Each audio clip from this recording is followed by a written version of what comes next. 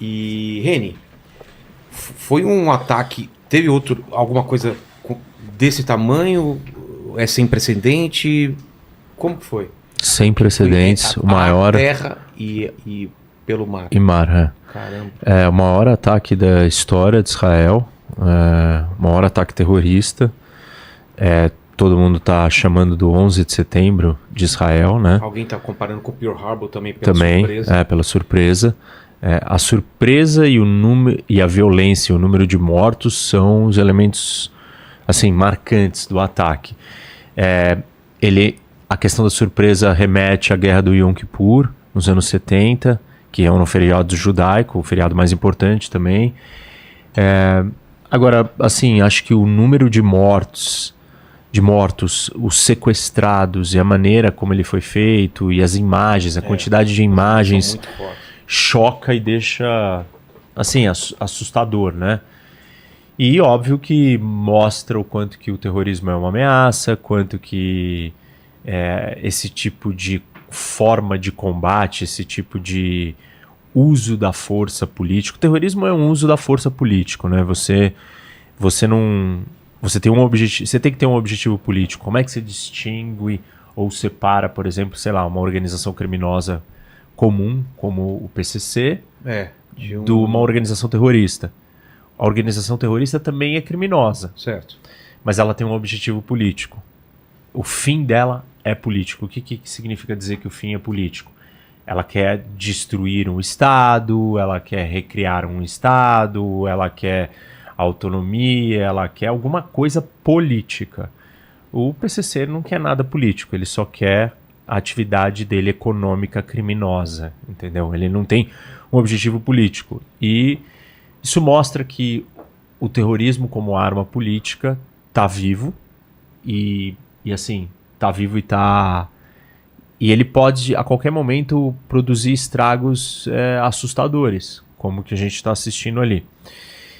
Tem alguns pontos, assim, um deles é como que isso aconteceu, né? Todo mundo está curioso como que isso aconteceu. E Israel falhou, o serviço de inteligência falhou, o sistema de defesa falhou, de monitoramento, o exército falhou, muitas instituições falharam. Não sabemos por que falharam, mas essa discussão vai acontecer na sociedade israelense em algum momento. Eles vão atrás, vai se investigar. É que agora não é a hora de fazer isso, porque óbvio você está em guerra, seu inimigo tem lá mais de 100 ou 150 pessoas sequestradas. É isso? Esse é um número que está se falando, 130, 150, talvez seja mais, não tem certeza ainda, né? Tem gente desaparecida, tem gente que a gente não sabe o que aconteceu, não sabe se morreu e está em algum lugar morto, não sabemos ao certo. Então você tem, vai se discutir isso é uma preocupação. Existem algumas teses, posso já falar delas aqui. Uma das coisas que aconteceu é que a sociedade israelense está dividida. Isso, a Aline falou isso também, por quê? Porque a gente tem uma política polarizada, como no Brasil, aqui, como nos Estados Unidos, como na Europa, como em todo o mundo democrático. Israel está fragmentada, está dividida. Em esquerda e direita. Isso. E com radicais. Tá. Tipo assim, extremos. Extremos ganharam mais voz, né? Como em todos os lugares. E aí, então, o Netanyahu, o governo dele, propôs uma reforma judiciária da Suprema Corte. E essa reforma, ela causou muita polêmica. E dividiu a sociedade israelense. E aí, até chegamos num ponto que até reservistas, né, do exército falaram assim que eles, a Força Aérea, falaram que eles não serviriam mais se a reforma fosse adiante. Entendi. Então, assim, isso mostra um nível de foco no interno e não nos inimigos, nas fronteiras. E com certeza o Hamas pensou nisso. Pensou. O momento é agora, né? Israel dividida, só que o efeito é o contrário, né? Quando tem uma crise maior... sim, agora Israel está absolutamente unida. Exato. Tanto que o governo, a oposição do governo se juntou e formou um governo único. E é um governo de consenso único. O país inteiro está unido num único governo. Não existe mais partidos de oposição. Todo mundo se juntou para lidar com o problema. Porque o que está em jogo Isso. O que está em jogo é é a destruição, É. até a possível destruição de Até, Israel. até porque a história de Israel é uma história forjada em combate, em guerras.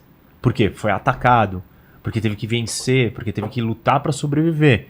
Então isso Porque estava rodeado de inimigos e adversários e gente atacando, ataques surpresas. Então, na psique da identidade nacional israelense, o elemento da guerra, do combate, da luta, ele está presente. Ele é real e ele resgata essa memória. Então se unifica todo mundo. Israel vai estar muito unido. Isso não vai ser um problema. Mas aí, então, voltando, né? Então o que a gente tem? A gente tem a divisão. A divisão causou uma distração. Entendi. Com falhas. O segundo ponto é que esse governo do Netanyahu, ele tem elementos que são membros do governo que são caras de extrema direita, ultranacionalistas, ultra-religiosos, e eles têm uma visão onde eles não aceitam, eles são uma minoria dentro do governo, mas eles existem, é importante retratar isso para as pessoas entenderem exatamente. E eles não aceitam, não querem, ou eles têm projetos onde não tem um Estado palestino e os assentamentos aumentam. E eles querem ocupar mais da Cisjordânia, do West Bank. Tá. Então, a ênfase tem sido em operações na Cisjordânia. Os choques com a população palestina têm acontecido na Cisjordânia. Então, boa parte da concentração das forças de segurança, de defesa, estavam para a Cisjordânia. Depois procura um mapa para a gente localizar essas regiões, Cisjordânia e faixa de Gaza, e que tem Israel, para o pessoal entender o que a gente está falando, por favor. Que são territórios diferentes, separados, onde tem populações palestinas. E aí, então você tem um foco, uma ênfase muito grande para esse lugar, para essa região, e com isso você olhou e achou, entenderam, eles acharam que Gaza estava seguro, estava tudo bem. Gaza não é uma ameaça mais. O Hamas está quieto há 2 anos e pouco. O último conflito com o Hamas foi em 2021. Durou acho que por volta de 11 dias o conflito todo. Lembro bem. A gente até fez alguma coisa, um programa aqui falando sobre. Imagino. E eu tive em fevereiro lá, tem alguns ataques pequenos, né? Alguém esfaqueou em boate. Esses tipos de confrontos continuam sempre. Mas, então eles acharam que não era o problema. Então você tem esses dois elementos, a divisão interna e o foco maior para a Cisjordânia, dado desde políticas extremistas. Faixa de Gaza está aqui em amarelinho e Cisjordânia é toda essa área dentro de Israel. Isso. Esse daí era parte do Estado inicial que seria criado, né? Porque quando foi dividido pela ONU eram para ser criado 2 estados. E as divisões de território não eram bem essas. Tá. Aliás, fica circulando um mapa aí na internet que fica mostrando a mudança de território. Que aquilo lá não é real, né? Não, o mapa existe. Só que o mapa não fala o que aconteceu. Por que o território mudou de tamanho e de mãos? Porque simplesmente um dia um dos lados virou e falou assim: eu não aceito essa divisão que a ONU fez. A ONU foi lá e fez uma partilha dos territórios. Tem como que ele procura para mostrar esse mapa? O mapa da partilha da criação dos estados. Tá. E aí, Palestina não aceitou? Os países árabes não aceitaram. Os países árabes. Os palestinos e os países árabes. Não aceitaram a divisão. Não aceitamos que exista um Estado de Israel aqui. Entendi. Não vai existir Estado de Israel aqui. Para nós não tem essa conversa de 2 lugares. Só existe um lugar e não tem isso daqui lugar é uma terra inteira nossa e nós não vamos permitir a criação desse Estado. E aí o mapa era de um jeito. E daquele jeito. E os judeus aceitaram a divisão. E aí eles declararam guerra. Os países árabes declararam guerra a Israel. Israel lutou a guerra de independência e venceu a guerra. E quando venceu a guerra, conquistou outros territórios, ou mais terra. E aí a história vai se repetindo. Até uma parte do Egito que depois foi devolvida. Não, essa foi a primeira, mas a história vai se repetindo múltiplas vezes. É isso, Reni? É Ou isso. Não? É isso. Deixa eu entender. Essa divisão, Estado Árabe é aquela cor mais escura, Estado Judeu seria mais claro. Isso. Tá diferente do que tá agora. Tá. Tem uma pontinha lá pra cima, perto do Líbano também. Isso. Tem uma ponta pra lá. E a cidade internacional de Jerusalém. Jerusalém é uma cidade internacional. Jerusalém não era para ser nem de Israel, nem dos judeus, nem dos árabes, nem mundo, nem dos muçulmanos, nem dos judeus. Tá. Era para ser um lugar internacional. Tá. Isso não foi aceito, então, pelos países árabes, nem... Isso, não foi. Ó, e veja ali como até Gaza... a faixa de Gaza, ela estende para baixo também. Isso, ela vai mais para baixo, mas uma parte dela estava ali. E uma grande parte da Cisjordânia também já estava ali. Já era o Estado. Então, assim, não é... Israel foi lá e criou esse espaço e colocou os palestinos ali presos. Não, essa era a divisão do Estado. Ele foi construído assim, ele foi desenhado desse jeito. Entendi. E aí tivemos a Primeira Guerra, aí vem uma sucessão de guerras, todas com a mesma lógica. Não aceitamos que exista um Estado de Israel aqui. Não vai ter um Estado de Israel aqui. Tá bom, não vai ter um Estado de Israel, aí eles atacavam Israel. E nesses ataques Israel ia vencendo todas essas guerras. Guerra de 67, que é a guerra dos 6 dias, Israel ataca antes porque está cercado, enfim, eles estão se preparando para um ataque, Israel faz o ataque antes. E aí, nesse momento, o que acontece? O território de Israel expande, mas dá para a gente ver ali que não é que expande totalmente e acabou com o território palestino. A grande parte do que já era o território palestino está preservado. E aí a discussão evolui até hoje. Tem partes que não estão mais ali. Mas foram resultados de uma guerra. Uma não, várias guerras. Bom, e aí então voltando lá para o começo, né, do que eu estava falando, vamos voltar para aquele outro mapa da Cisjordânia para as pessoas. Coloca o outro, por favor. Tá. Então você tem Gaza e tem a Cisjordânia. Aí. Isso. E aí, o que acontece? O foco todo estava na Cisjordânia. E com isso, Gaza ficou meio deixado de lado. E aí você tem uma outra... Mas tinha um bloqueio também marítimo, né? Para Gaza. Para Gaza. Para Gaza, o bloqueio... O fechamento continua existindo. Continua existindo, tá. E, assim, aqui tem uma discussão interessante de um ponto que as pessoas ficam o tempo inteiro falando ou repetindo. Tá. Gaza é a maior prisão aberta, a céu aberto do mundo. Mas a pergunta é, quem criou essa prisão? E óbvio que quem fala isso dá a entender ou acusa diretamente que quem criou a prisão foi Israel.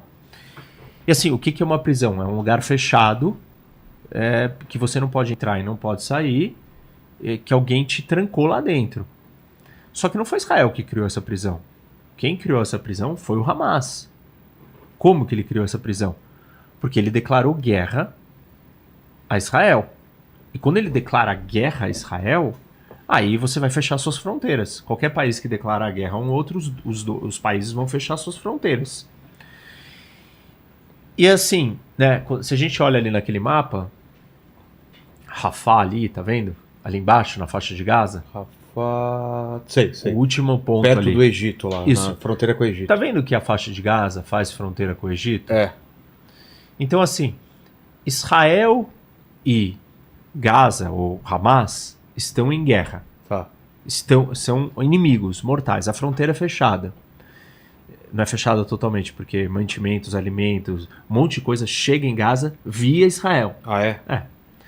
A pergunta é, por que o Egito não abre as portas da tal prisão? Por quê? Porque ele não quer lidar com uma organização terrorista que controla esse território. Ele entende que isso é uma ameaça à sua segurança, à sua fronteira. Então, quem fechou e construiu a prisão é o Hamas. E assim, essas pessoas olham e falam assim, não, mas eles são inimigos, Israel e os palestinos são inimigos. Tá bom, eles são inimigos. Então esquece Israel. A minha pergunta, e a pergunta que as pessoas têm que se fazer, já que elas não acreditam na versão do que Israel fala, perguntem para o Egito.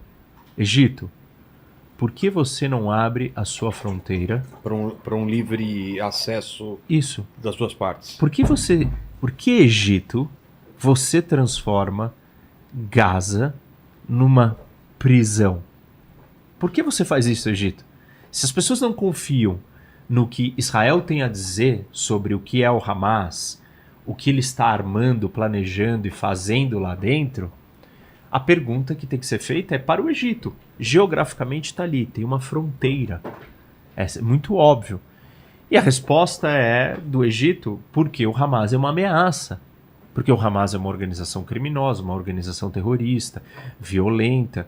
Ele incendia, ele cria problemas, ele contrabandeia armas, ele faz atividades ilícitas. Ele é uma entidade criminosa dominando aquele território.